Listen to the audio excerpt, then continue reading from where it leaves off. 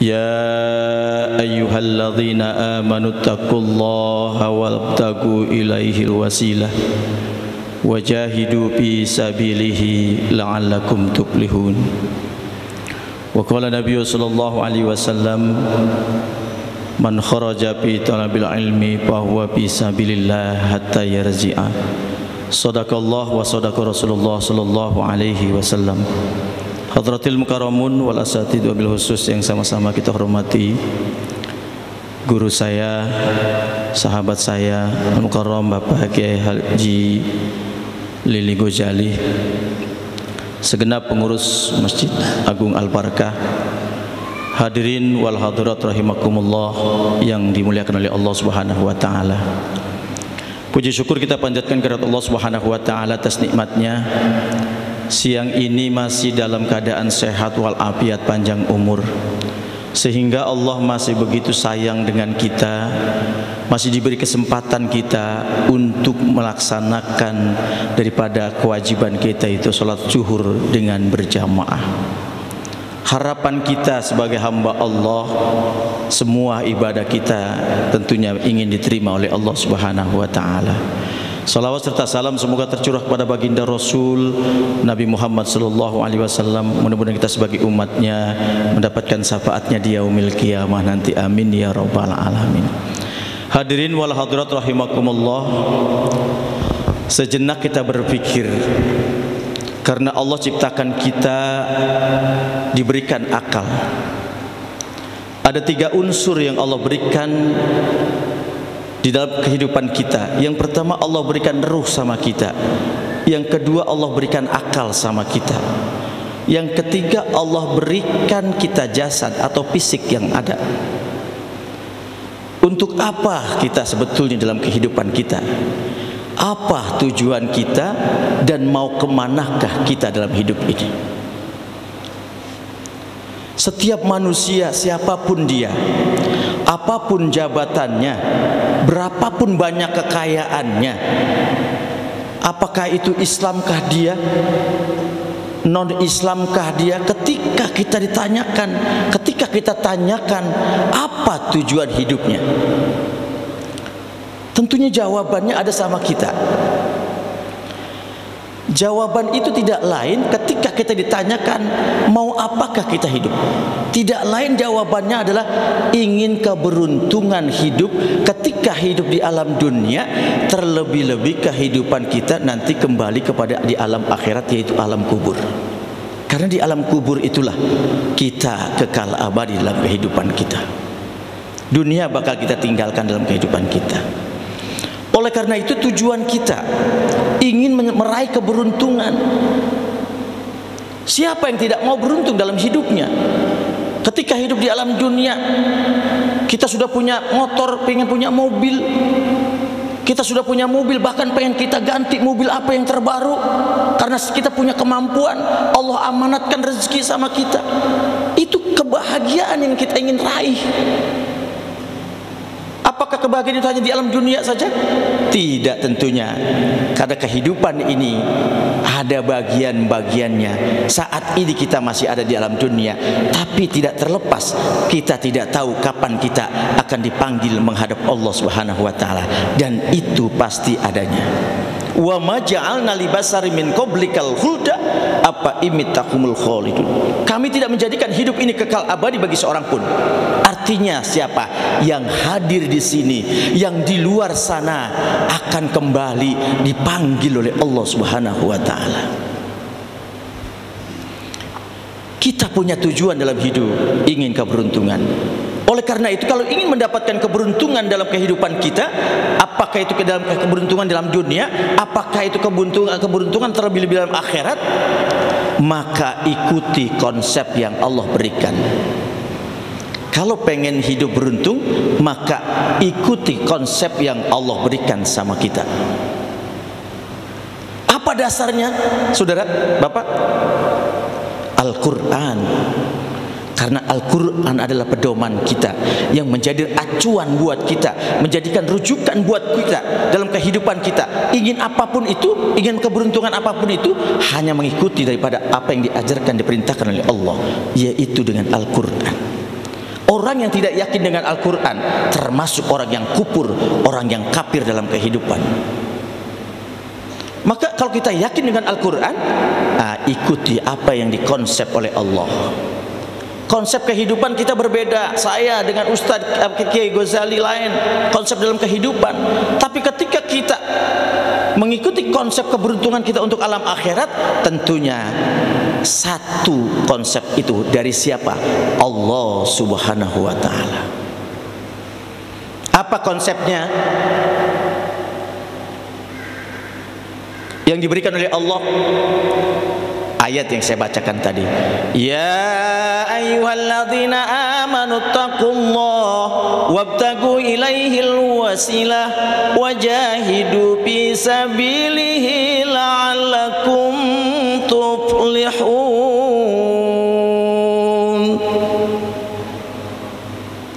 Sepi amat Ustaz. Jangan-jangan belum makan ya?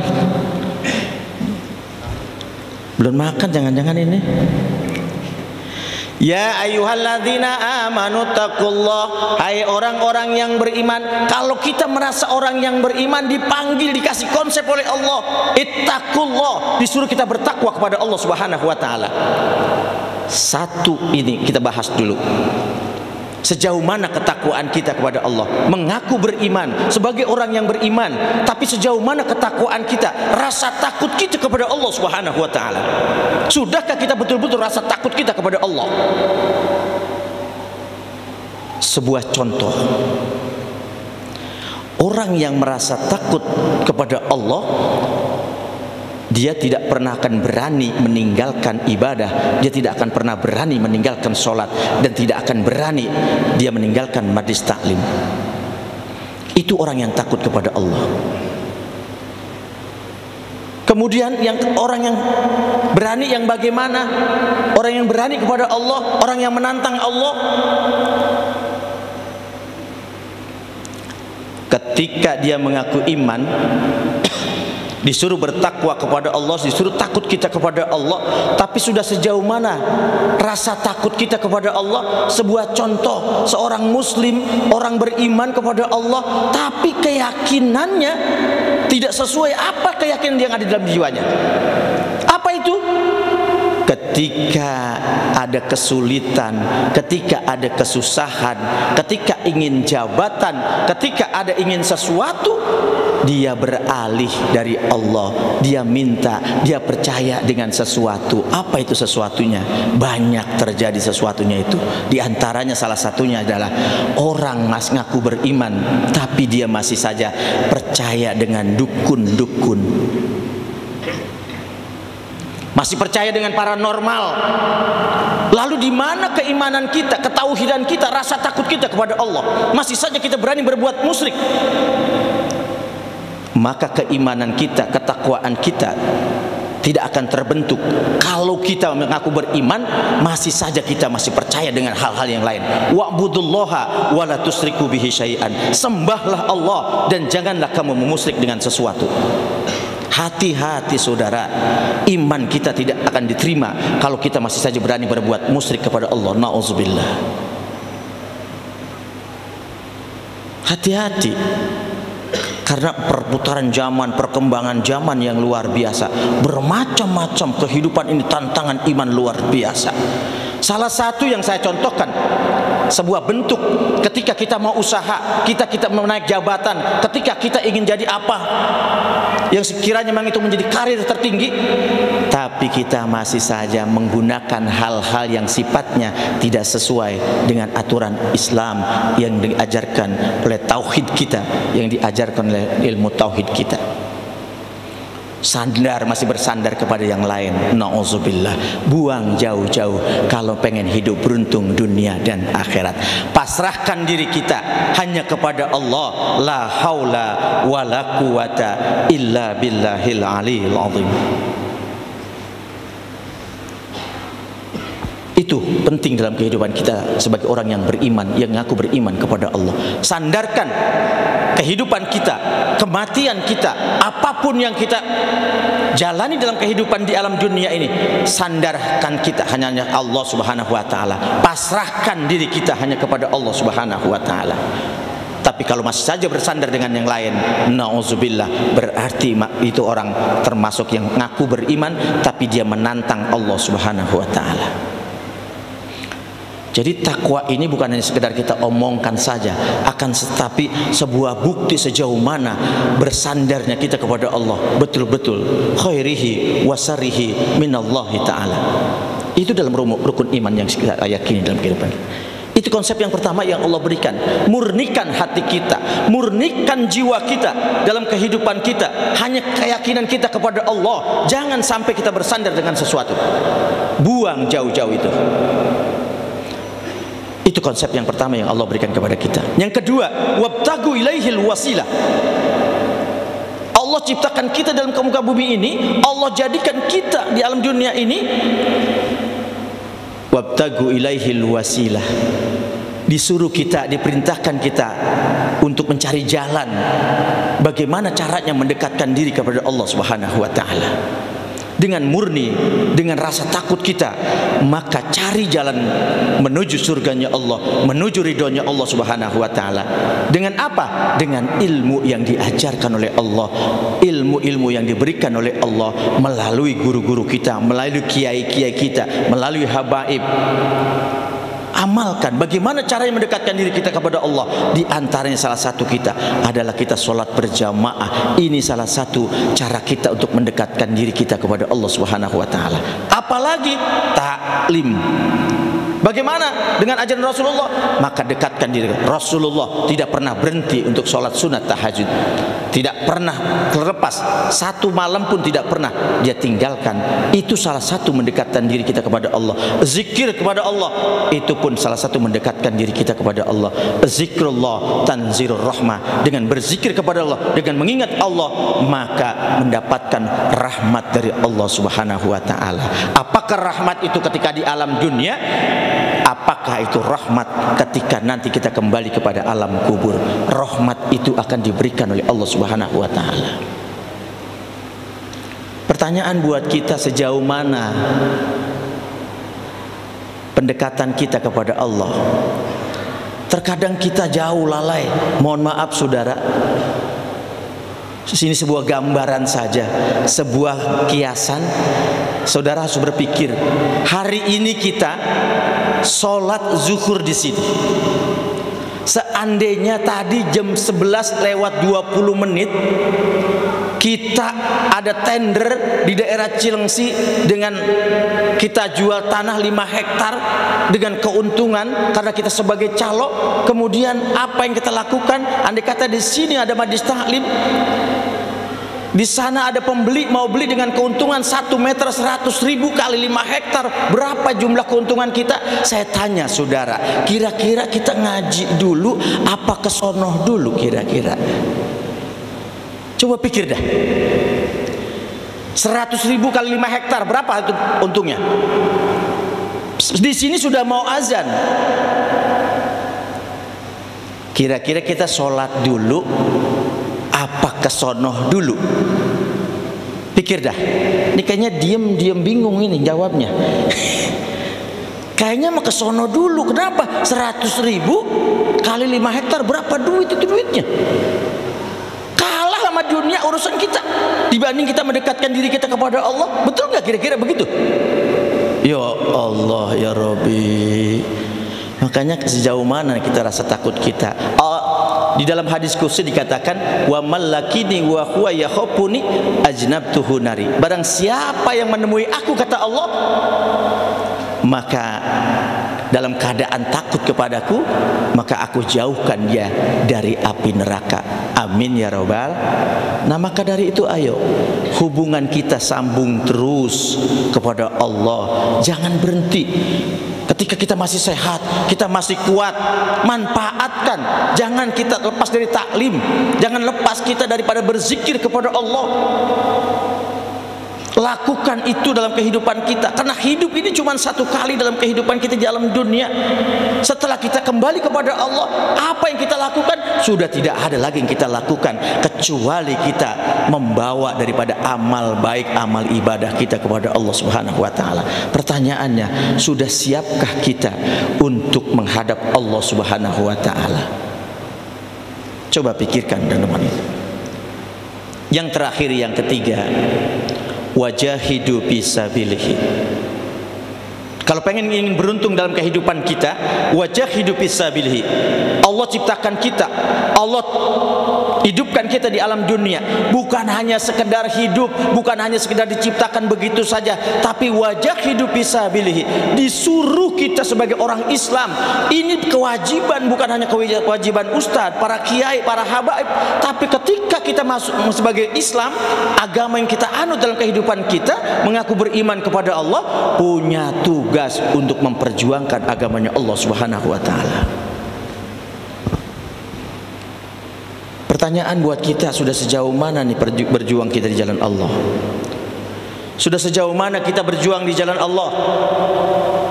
Bapak saudara, kalau kita hitung-hitung secara ekonomi, kita nggak usah jauh-jauh berkaca kepada yang lain, cukup dengan di rumah tangga kita aja. Saya tanya nih, lebih banyak urusan untuk urusan Allah apa lebih banyak buat urusan rumah tangga? Sedekah kita bagaimana untuk berjuang di jalan Allah? Perjuangan kita untuk membela agamanya Allah bagaimana?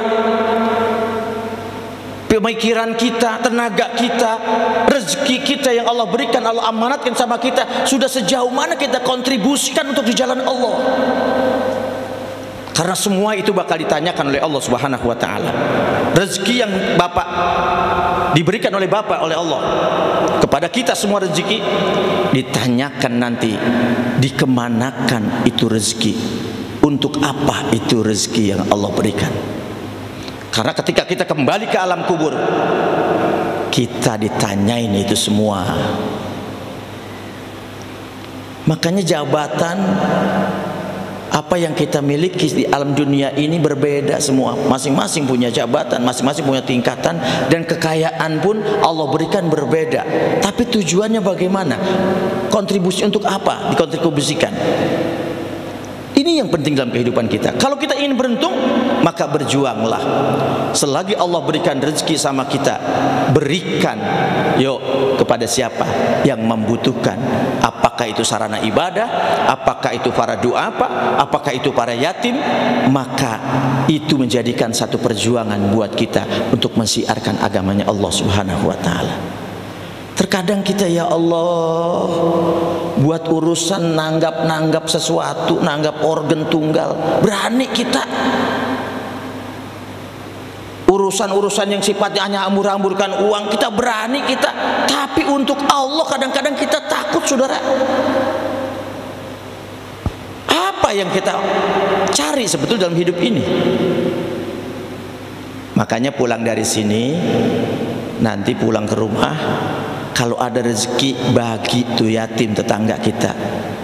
Ada yatim tetangga kita, ada doa pak tetangga kita, berikan tuh, jangan sampai dia tidak makan. Kalau andai kata kita punya tetangga, kita punya kelebihan rezeki, tapi kita nggak berikan, dia tidak makan, dosa, saudara. Apa perjuangan kita? Nah, maka dari itu, manfaatkan hidup ini.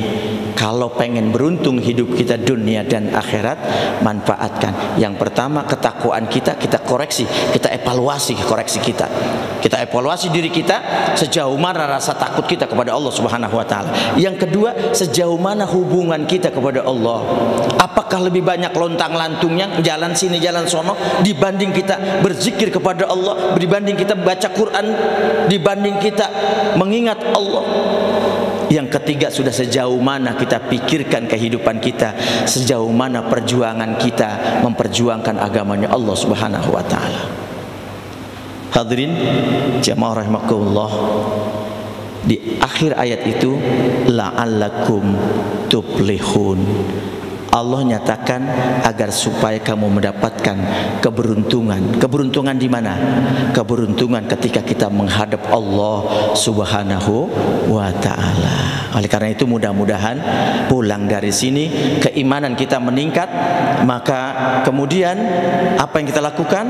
Ketakwaan kita kepada Allah, pendekatan kita kepada Allah, perjuangan kita untuk membela agamanya Allah lebih meningkat dari yang kemarin-kemarin. insya Allah. Mudah-mudahan ada manfaatnya. Mohon maaf, hadanallah wa iyyakum ajmain. Wassalamualaikum warahmatullahi wabarakatuh.